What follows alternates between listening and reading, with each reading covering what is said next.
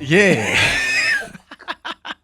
So what's in the somewhere? Hey, that's on air already. Oh wow. See these posh studios. Yeah. I'm waiting for some red, green, something. Hello, everybody. Yes, I'm hanging with Clement. I just started without being prompted and, my goodness. and mess up the show. I'm hanging out this morning, as you can hear, with Celeste Ntuli, award-winning comedian and actor. So you walked into studio and you said, yo, your studios are so posh. Like you had to be like, you know, when you upgrade a phone that doesn't need to be upgraded. That's what you guys did. Yeah, like it's not like you're coming from a horrible building. Yeah. And then I was like, oh my God, they're here now. What's going on? First time coming. Oh. But you've been to a previous building, The previous building, of course. And I was expecting to go to the previous building. What do you think of this? Wow. It's beautiful, ne? Amazing. You've been to the restaurant? Amazing. I think it says whoever is here, it will take some time for you guys to be fired. They paid a lot for this. We don't want to go anywhere. They're still going to keep you. Yeah. They can't be maintaining the building and you at the same time. Yeah. No, it's amazing. Thank you so much for making time for us. Thank you. So this is the first time I'm meeting you. I mean, I've seen you on stage. I've been to the shows. But there's an energy about you, man. Oh, thank you. Like when you just walk in, it's like you are another friend you know. Oh, yeah. There's so much familiarity with you. And I think even with your comedy, there isn't, at least to me, I love it so much. It's how relatable it is. I guess that's the thing. I'm glad to be doing what I do and be able, for me, it is made easier by the fact that I love people. Mm-hmm. I just love communicating with people. I always say I'm a horrible celebrity. I'm a good artist. Yeah. Because when I come to the space, you can't hide me. I'm the one who's like, ooh, that conversation is nice. Yeah. So what do you have? They're like, oh, really? You want to be part of our conversation? I'm like, hey, I like talking. Yeah. If it makes sense, I love meeting new people. That's why I love traveling. Have you always been a talker? Yeah. You're that kid. By 8, it took me a long time to realize. Yeah. So it took me a long time to realize that I talk. Actually, my younger sister used to be much more. But 8 is in Uma no Baba? Yeah. Same mother, same father. I'm number 6. 8. Yo, Uma no Baba. Yeah, I know. Hey, busy man. Valentine's. And how's the space? In the 8, like the space. Oh, there's no space. Like, woo, don't even ask that. The first one was the first one is 1971. The second one is my sister is from 1973. Yeah. First one is passed on, my brother. May his soul rest in peace. And then from 73, it's 73, 74, 75, listen to it. 77, 79, 81, 83. Uma deserves an award. On her own. No, let's honor her. How was it though growing and up? She was a nurse and I asked what was Jani? Ngani khona nje. Ma contraceptive wadlula wena. She was busy dishing them out to other people. So growing up, Madu by 8, so you're 8 at home. How was it? Like, did you not feel like, because we are 3 at home, and I did feel sometimes that they're not focusing on me. I felt like it's a church, and we were just 3 because I'm the first one, and I just hated that everybody who came got so much attention, and Mina, they forgot about me, and then the girl came because we're 2 boys, and the last one is a girl, and then my parents were just excited because we've got a girl. But when you are 8. Yeah, do you not disappear in the crowd? I'm not sure how the firstborn and the lastborn are feeling because I'm the middle child. I'm cool. You people. Yeah, middle child. I mean, we get it so early that the love you want, don't ask it for too much, but also don't expect not to be loved. So it's whatever about. I didn't even know whether I'm whose favorites. I don't know whether my mom's favorite.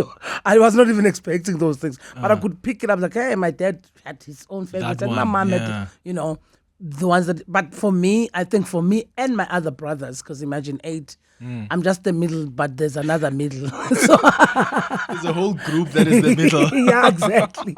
So it didn't feel that awkward because we got the same upbringing, and also there was not much of luxury to compare one on the other. You know, we grew up in rural areas, and my dad was like, "There's 8 of you.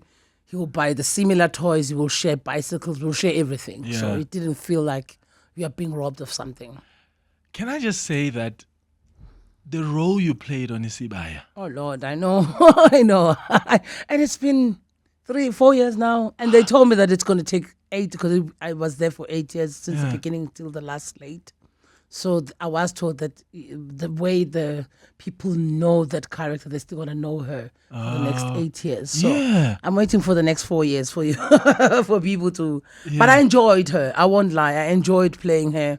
And I was doing some work with Mfazi Kamselego, and it was such a refreshing, because Mselego is the Uthando Nesthembu polygamist, yeah. The real polygamist, yes. There was a clip, by the way, of one of his wives on Twitter ahead of Valentine's. Angazi uyibonile nawe, the one of the wives says, "Oh, mina ama-flowers awathandi vele." She was talking about, so we're talking about Mselego, he's a polygamist, he's got a TV show, he's got how many wives?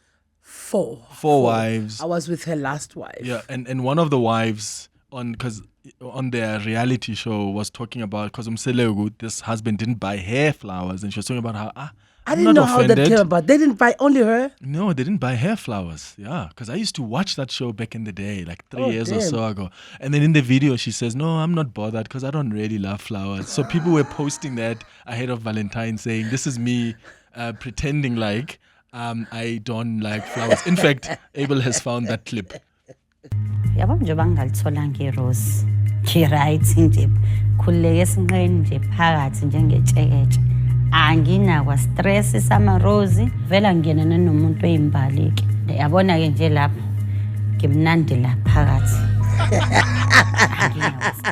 angina stress kill me. Anyway, you were telling a story, you were working with the fourth wife. Yeah, so not the last one. The last one. Utobek. Okay. Utobek. I was refreshed by how she viewed being in a polygamist, and how, I know that most people is like, oh my God, there's a lot of oppression. We underestimate how much people want to be there. They love those relationships and they understand them. And on a deeper level, while we are in the society of healing and emotional intelligence, they have mental this.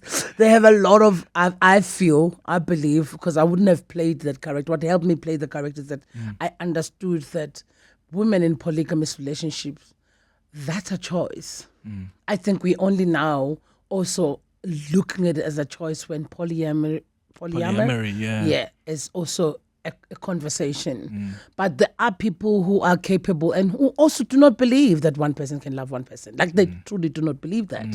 And when they tell you their reasoning, because if you ask every woman that is married, they'll be like, hey, sometimes you want to pay off, you want to break. Some break, I won't lie. Marriage seems to become such work when it comes to women most of the time, not all the time.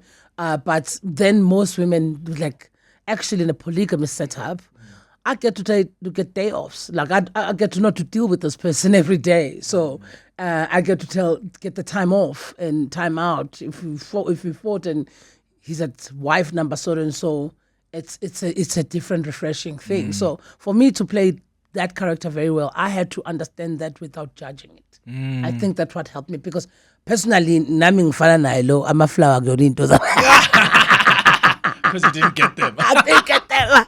My Valentine's nje befana naye umama omkhulu. At least with red lipstick today. Well, you have to keep up. I love.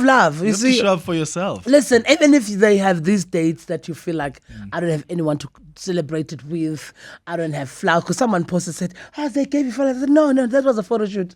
I was just saying happy Valentine's to everyone else. Yeah. I didn't get flowers myself. Would love to get flowers, yes. But then love itself, it really should not be boiled down to one day. I'm such a lover. I don't have to love someone because you love the person that you're with, in a sense of this is an intimate relationship. I think also that's where people fail.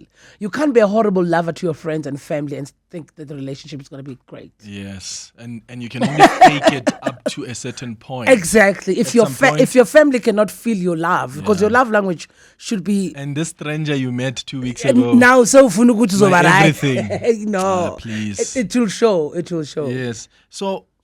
Comedy, when did you start taking comedy seriously, as in like, this is something I can do for a living? This is 2010. And then thank God for acting role that I got from 2013. By 2010, I started doing my one-woman shows and stopped working and believing that I'm going to make money out of this. And then, so that was the year. That's when I started a series to look at it as a serious thing. And then I moved to Joburg before I got Isibaya. And then when I got Isibaya, I was already here for comedy. And I did the first gig with John Fesmas. I got here, and literally in March I met John Fesmas. In June or something like that, I was in Comics Choice Awards performing. I think towards the end of the year or mid-year somewhere, we were doing a show with Dumimurake Tenji, where Anele was hosting. It was a huge show. I was like, oh, this Joburg thing is happening for me. And then I think that's when the whole thing came together now to say, okay, this is now not only the thing that I left my jobs for, but it's also my business. That's incredible. Did the family tell you, though, that you were funny? Because at some point, before you even consider to get into comedy, at least your friends or your family must have said, hey, when Amara. Oh, yeah, I have my cousin. No. I mean, if I had listened to her earlier, I would have started comedy long time ago, because she would like, you are hilarious. She would come home and like, tell me that story again. I'm like, hi, but I told you. And she would laugh all over again. I think she reminded me all the time, because I partied a lot. So in those where were you partying? In Pangeni. Everywhere, Durban. I'm here. Like, have you been at Kakasini? Yeah. Live there. I've been there. Oh my God. Kakasini, guys, it's a club, ne? It's a Kakasini. We did my sister's bridal shower. Yeah. Well, bachelorette but we mixed it all together at after party. Were you underground? Because there at the pool, everyone else was swimming in that pool. Really?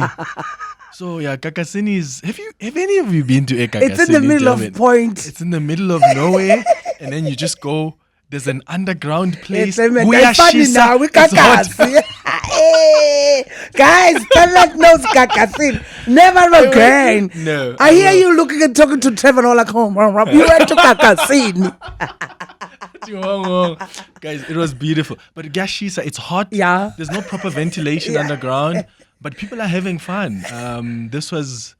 It's so gangster. 7 years ago. It's so gangster. It's like you're under some mafia's underground. But it's bank. also dope because people are just sweating, but they're enjoying it. And there's a pool there, but we're not allowed to get into that pool because people are drinking and they're scared that they're gonna drown. But it was a dope. No, it's a cool pub. I haven't been there in a long time. Yeah. Is it still there? I went there 7-8 years ago. I'm not sure. What were you doing there when? So me and my friends from childhood, I had just bought a car. Okay. And I said to my childhood friends, Wazani, let's go test drive my car. Let's go to Durban. Yeah. We went to Durban. It's just a weekend of debauchery with my childhood friends. And we found a Kakasini. So that's why we ended up you were in a good space for debauchery. It is. It's Durban after all. Okay, so I've got some WhatsApp's voice notes coming through on 072-702-1702. I need you to put on your headphones, please. My headphoons, okay. Oh my God, we haven't even played songs. The way I'm enjoying talking to you. What songs? Isn't this a talk radio? That's a good one. Let's start with this voice note. Hey Clem, hey Celeste, Albakwe here in Bryanston. Geez, I'm such a huge fan of Celeste, and I think the fact that while the Hanging Out feature jingle was playing, she was already talking in the background. It's very indicative of the kind of person and the personality that she is. Absolutely love her. I'll be honest, I actually fell in love with Celeste when I started watching Isibaya, because I had seen her on, I think it's So You Think You're Funny or something like that. And so, I just thought, okay, she's just this really funny lady. And then when I saw her on Isibaya, it was such a total cross. So I think that speaks to the kind of really good actress that she is. Absolutely love you, Celeste. God bless you. Miss you on the screen. Please, more roles on the screen, and definitely love your jokes, especially the one you said about married people in the workplace. That's such a problem. What did you say about married people in the workplace? Well, I guess in general, there's that whole thing. I've been single most of my life, so I've experienced. You're still single now? Yeah. Guys, don't ask. It's rough street, guys. Hey, And yes, it is. also the thing is, as women, we didn't realize. They didn't tell us because I grew up with those. I'm a survivor. I'm a diva. I'm a diva. They didn't tell us that once you succeed in a work front, automatically the society equates that to masculinity, and now you are in. How can men be scared of masculinity? They're like, you are boring now. You're like a man. You're a go-getter. I don't know. It's too much. All the podcasters are talking about it. So I guess the whole thing is like, for me, I feel we're missing out on understanding people as who they are, or we choose, because mostly with men, maybe it doesn't happen. I don't know. Because of their marital status. Then we deem whether they are respectable or not. Okay. And for me, that has always been a problem. So the joke is based on that. Like, we'll be in the same workplace, but the seemingly married people get to, I have to go with my husband. Everyone will understand immediately. But when and everyone is celebrating you. like, no. And you could buy a new car, you could buy a new house, you can upgrade this, you can start a business. No one cares. If your marital status doesn't make sense. So that's a whole joke about it. Yeah. So, I mean, there's also stress there in the marriage as well, right? So Yeah. It's not all hunky. And I think I picked it up when I was doing, normally I will do Women's Month celebrations at work. All the programs most of the time will be only solely based on married women. It's a Women's Day. But then they have a surprise for someone who's been married wrong. I don't know what happens, and even the speeches. What happens at home when you have a son? But there are people here who have none, and you haven't acknowledged them. And today is not a day for married people. It's a Women's Day.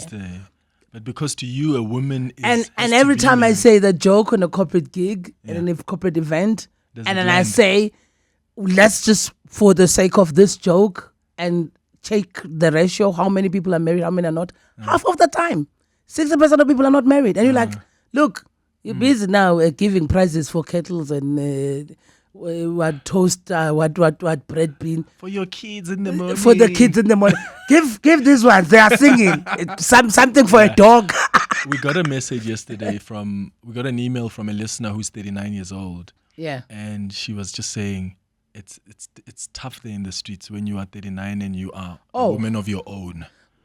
And I wonder, and one day maybe we must ask men, what is intimidating you so much about a woman in their late 30s, early 40s? Well, they always complain about the body count. I don't know why. Bonabana body count. My house am 2000. Hey, as a yoking. Why body count? They say the average 25-year-old has had more experience than a 53-year-old. What? Yeah. Because listen, and also you must think about it. We grew up being told certain things were such you should be ashamed. Like our mothers were ashamed for divorcing. It was not a thing that you go out and say, talk about I'm divorcing. No. We also grew up being told that to sleep with so many people, blah, blah, blah, blah. So there was a lot that was talked about, how you handle yourself. One man. You can't be walking around before the streets. But now it's a different generation. Being naked and being out there, it's empowerment. People, there's something called ethical non-monogamy. There's a lot of words. English terms. Listen, and I was like, I don't think I have enough English for what is going on now, because they are creating words as well. So it's like, I think we underestimate how much these younger people, it's not about them being loose or anything.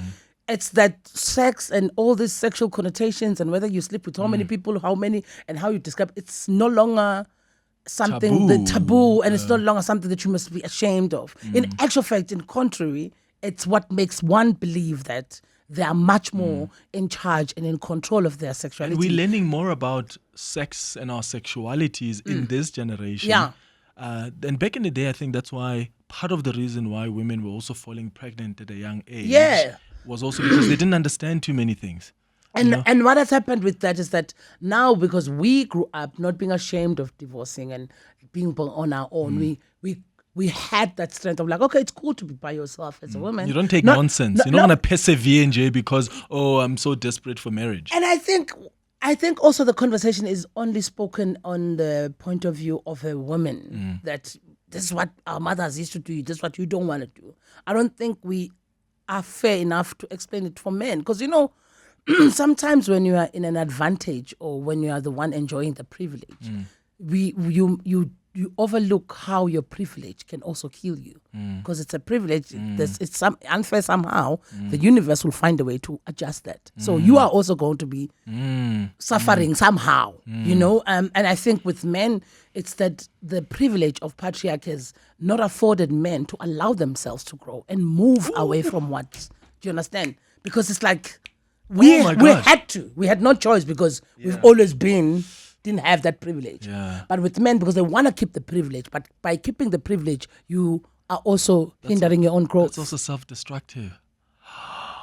So I don't think it's people even, because you see people trying to date you and then, you know, they don't want to offend on how are you working. But I feel like we need to start and understand, like we are understanding the fluidity of relationships.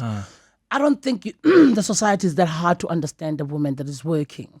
And the role, I'm not saying reverse the roles or anything like that, but we can figure something out is what I'm saying. If maybe you think you were brought up to say, I must have a wife that sit down and do this and the other, you are missing out. You know what I mean? You're missing out. South Africa missed out on Winnie Mandela because of the older thing. If we they couldn't take that masculine energy and that strength and that confidence. We were not ready for it. And that's why we missed out. You've just said something so deep. We can be our own victims, Abel, of the patriarchy we enjoy. Victims of our own privilege. Celeste. Yeah. This name, Ibuyabi. It's funny because my mom and my dad used to fight over who gave me the name. Oh, yeah? Because my mom thinks... Let me guess. They were fighting when you got famous. When you were nobody, there's like, I don't care who Celeste. And you grew up in rural areas. I didn't like the name. Yeah. I wanted my middle name because I felt like I was too naughty in school and my name was just outing me like all the time. It's like, Celeste, there's only one Celeste. So when I went for, I think we were, because my parents were very busy for 8 kids.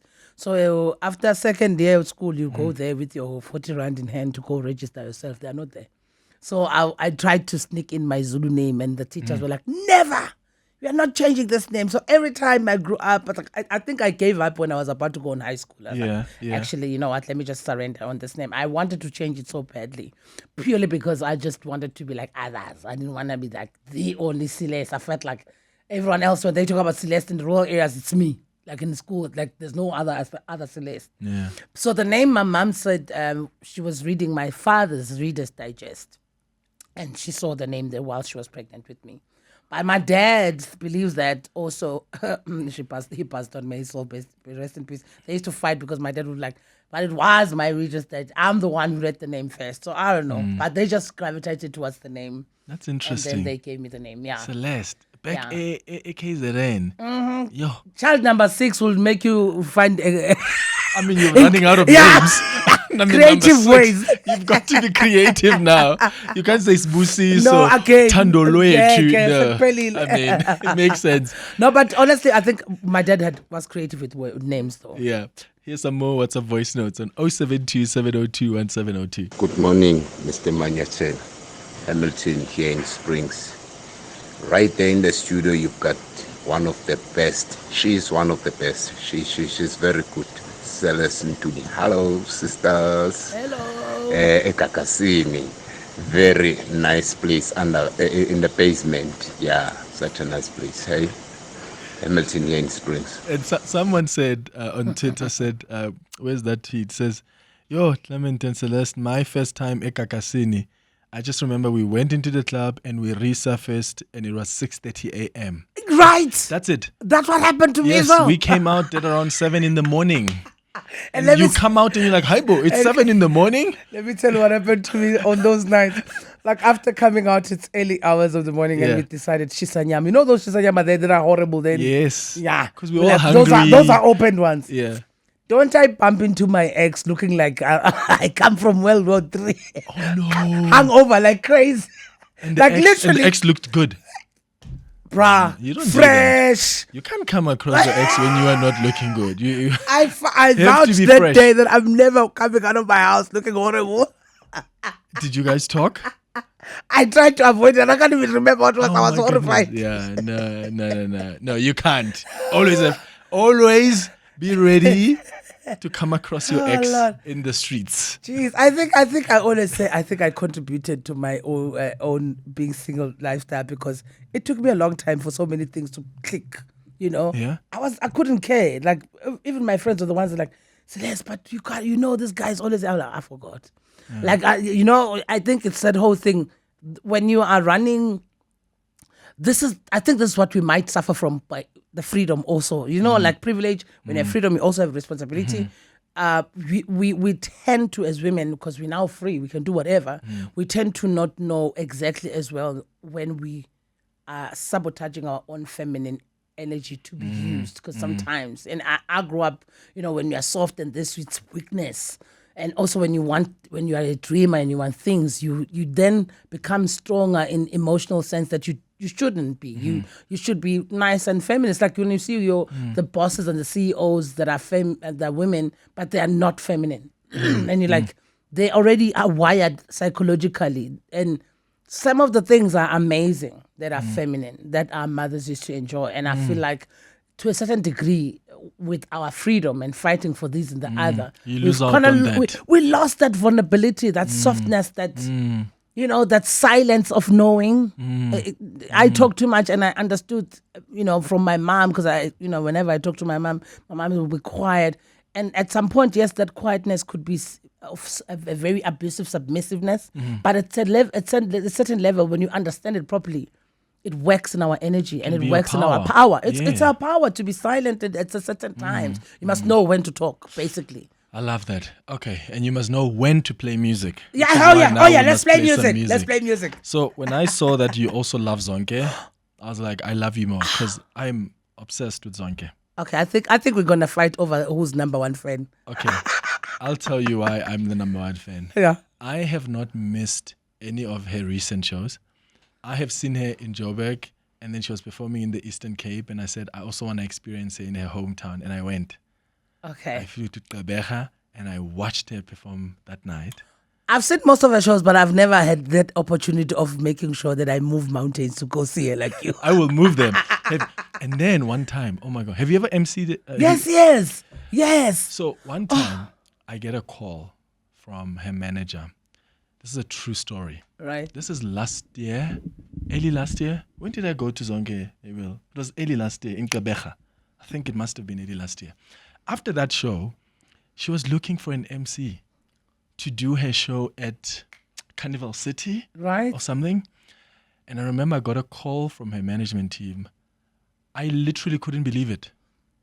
And I mean, I ended up not emceeing that for other reasons. But when I got a call, imagine someone calls you and says, that artist you're obsessed with wants you to come and MC their show. I was like, no, that's impossible. It can't be. That's ridiculous.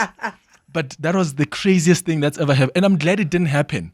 Because I don't know how I was going to survive like the whole show, like emceeing Zonke's show. That was going to be wild. Wow. Yeah. No, I've had the similar experience when I was invited to host. And my friend bought tickets for me to see Salif Keita. Obsessed.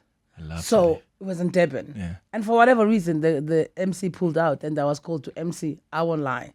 Jesus Christ. You're like, what?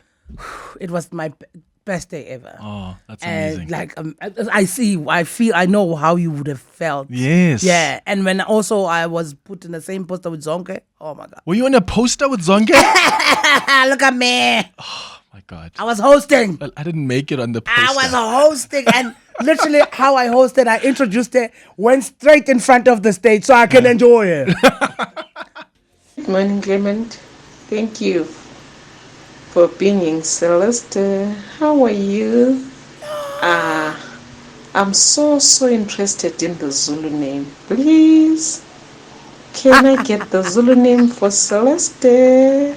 Cheers. Have a good one. Now, it's not a problem at all. My Zulu name is Nonhlanhla. Now, now get this. Even that name is not working at home. But what's going on when you're home? When I'm home, Ngumampele. Now that's the thing. It's either I'm Celeste or Mampele. I'm hardly Nonhlanhla. What's Mampele? Is it a clan My name? clan name, yes. Oh, Mampele. Mampele, yes. Yeah. So I've seen some Zulu friends I have who like being like Mabakshela. Yeah. Like they Zulu, like it when the they surname. use your clan name. Oh yeah. Oh. So you like that? Like, so if a guy comes like, oh, Mambele. Or on a deeper Zulu level, it touches you somewhere. Yeah. Yeah. And Because Isibaya, hey, you guys were deep in yeah. Zulu, hey? yeah. It's like although they can still lie, but you perceive it as if Oh, they're lying. These Zulu, Listen, these no, Zulu guys. because someone is shellering you. They're giving a proposal. So whenever they start, because the clan names are not yours, they are your ancestral names. Yes. So it's like they're recognizing your family lineage. And they love you go crazy. They love everything that comes with your ancestors. They don't even ask who was crazy at your home. Yeah. But they just love. But I think it's in a Zulu culture. It's such an endearment. Where my Sompi simpemba Oh, kodide. Ntokazi, Ngayishaya awuzelana. iphelele. Hey, Clement and Celeste. I'm sitting, because of the two of you, I'm sitting in the car from, excuse me, from after the 10 o'clock news. I'm still sitting in the car. I'm supposed to have gone into the supermarket. But anyway, enjoying the interview, enjoying everything. And now you're playing Zonke to top it up. No, thank you guys. But anyway, I was listening to Celeste the one time, akhuluma somewhere else. And she made me laugh when she said, no, man, let's enjoy being feminine. You know, when you're dating somebody, when somebody wants to date, come on, guys, just make a decision. Just be a man and say, listen, I'd like to take you out. Let's go. Gupi. Don't keep saying, "Ngicela ukukhipha, ufuna ngikuyise kuphi? What would you like?" I laughed. I mean, that's a waste of time also. Just I be think decisive. Simple thing. Yeah. You want submissiveness.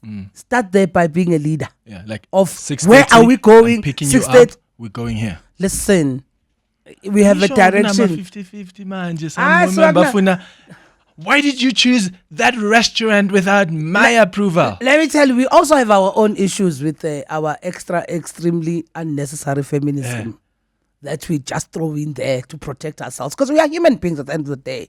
But that whole thing of not giving a guy a chance to just act as a guy, the whole what I was talking about is like someone says, "Hey, I would like to take you out. So what are you doing tonight?" No, stop asking questions. If you are free, or not. like, and I think this whole thing, understand that people might be working. Let me just give men a tip. Give yourself at least 2 days of planning that date in terms of saying, not just say, people are used to, are you doing tonight? I've planned tonight. So if you call me today and say, can we go out on a Thursday? So then it makes sense. Then I can also, because now you acknowledge that I'm working and you acknowledge that I have a life. And also, it's respect of your preparation. Then that means you're taking time. I know there's this thing on social media that was there, that people are saying they don't like breakfast date. I beg to differ. That's a horrible feminist, someone must pay for my life. No, the whole point of having a date with someone at the beginning is to get to know them. How great is to know them when they're waking up in the morning. There's nothing that has happened to them in the day, so they can't even hide. Fresh perspective. They're who they are, and the date is cheap, so no one is going to be complaining about 50-50 on You can take on it. 150 coffee sandwich. Are you a 50-50 on the first date? I don't Do you thi- want I don't- him to pay? I don't believe it should be like that. No, I don't think so, because I'm not saying. Can you take the Hence first again, bill? I'm saying Yeah. breakfast. Yeah. I mean- but if I take you out tonight to dinner, Yeah. it's a date. Am I paying or are you paying? I You- invited you. If you invited me, pay. But let me tell you something. I do invite, when I date someone, I organize Baby, dates. let's do dinner today, I don't yeah. take it as something a man must always do. Okay. I I mean, love it's that. food Yeah. at the end of the day. And I love good both food. siyadla. Yes. I don't Some think of you even eat on our plates. normally it should happen like that. Hey, Gabriel. So I think people just go for breakfast dates. Yeah. Cheap. Breakfast date. Hashtag breakfast date. Gabriel in Kempton Park. Good morning. Good morning. Good morning, Clement and Celeste. Hello. I'm so excited to listen to Celeste. I'm so excited. I'm reminded of her. I once went to Mpumalanga where she had a comedy show, and she said something about flowers. She said, she made a joke to say, sometimes it's difficult to meet these sophisticated guys if you're a black woman, because they will give you flowers as a gift. We black women, you don't even know how to hold them upright. You hold them downward because you don't need flowers. All you need is airtime. And flowers must be held in a particular way, hey? Let me tell you, the first time I bought myself flowers, like, can't you be there? So some women will budget like, I bought 250 flowers. Yeah. You should have got me airtime. Like, that goes a long way, even electricity. And she actually came down after that and spoke to me. And I asked, are you serious? You don't want flowers? What am I going to use them for? I love flowers. It was a joke thing, but then most of women honestly took some time. I'm from, maybe now.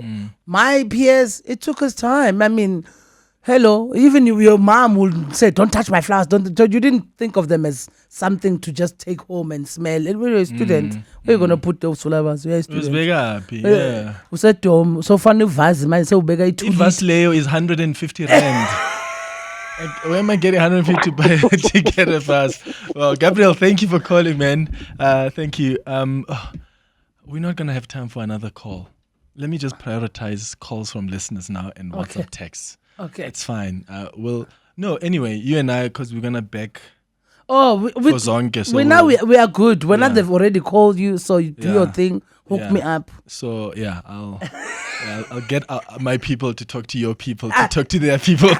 Paul in Pretoria, hi. Hi, kunjani? Isaphila unjani bhuti?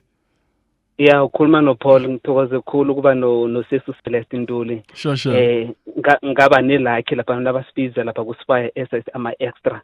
Ngajabula kakhulu ukusebenza duze naye. Ngithi mina mabangibiza is an extra. I'm not just going there with the extra. I'm watching them like very thoroughly. Ngibona maka-change those rules from Celeste Ntuli up until abe ngumama ekhaya. I was so excited ukuhlangana naye kuma comedy show nabomdu Ntuli. I was introduced as a KwaNdebele, mafika KwaNdebele in but langa lakhona I was performing also show yakhona. Oh, yeah. What a human being. Oh, that's amazing. Thank you. And you don't always hear that from people who are extras. Let me tell you, I think it has, because I didn't know. Isibaya was my first debut acting professional. So I had no idea who I should be in this place. I was here working. And also I used to do lighting, sound and stage and stuff. So for me, I didn't differentiate between crew and us. It was people that I work with. You'll find me in lunchtime. In actual fact, even till now, my friend that I took from Isibaya is my makeup artist, who's also my friend. We got close because of Isibaya, who does my makeup. But every time I see new people, and now I meet them, and some of them are doing great, and some of them are leading in shows, they say one thing which just melts my heart. You didn't have to, but you spoke to me on this. You didn't have to, but you were so kind on set. You made sure that I was also looking. I didn't even know these things because I think I wasn't even looking at them as extras or crew. It was the people that I work with. And I feel like once we are in a location, we are all here. And I think it's a human thing to take care of each other while you are here. I mean, we are working with these guys here. If this building happens to have anything and everyone must exit, he must also have, his life is as priority as yours. True. And I feel like it helped me that I didn't know anything, so I didn't put a hierarchy on the things. I was just... So there are many people who are asking here, when can they watch you next? You're performing Kodisofeng? I'm performing Kodisofeng tonight. In Soweto, and tomorrow and Saturday I'm in Durban with the two conflicts. But on the 24th, I'm announcing the best show I've ever done this year in August. I'm extremely excited about it. Have you? I did last material? Year. I did last year. I was hosting Celeste and the Big Dudes for the first time. Your birthday. Yeah, but I was starting a new show. That Celeste and the Big Dudes was going to be a lineup of great comics. So I'm doing the second leg of it this year in August. Cape Town, Durban, and Joburg. Joburg will be Emperor's Palace. Cape Town is Grand Western Arena, and Durban is at ICC in August. All of them from August 11, 17, and 24. That's gonna be dope. I can't wait. I'm too excited. Yeah. I'm excited. You also have something coming up. You work with Trevor Noah on the show. Yeah, my invoice just went up.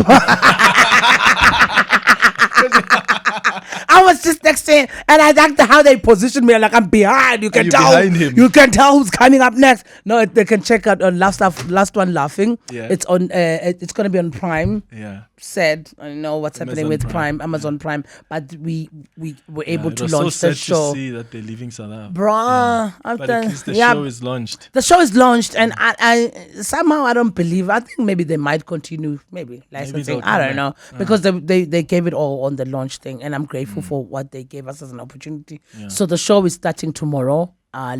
Streaming live tomorrow at Prime, Amazon Prime, on the 16th of Feb. It's great, amazing, funny. Like, honestly, all of us, we had so much fun. We thought that it was such a sin that we got paid, but it was too fun. You got paid. It was too fun. It was too nice. People must just, I'm not going to say much, but, it's a reality setup, and it's a bunch of comedians hosted by Trevor, and all of us in one room just trying to crack each other up. Celeste, we still have calls and WhatsApps that we haven't gotten to, but the time is done. Oh, wow. Look at it. I mean... Are we done? We are done. What a travesty. What a travesty. Someone on the WhatsApp line says, Clem and Celeste, you guys have such a chemistry there. Can she come weekly?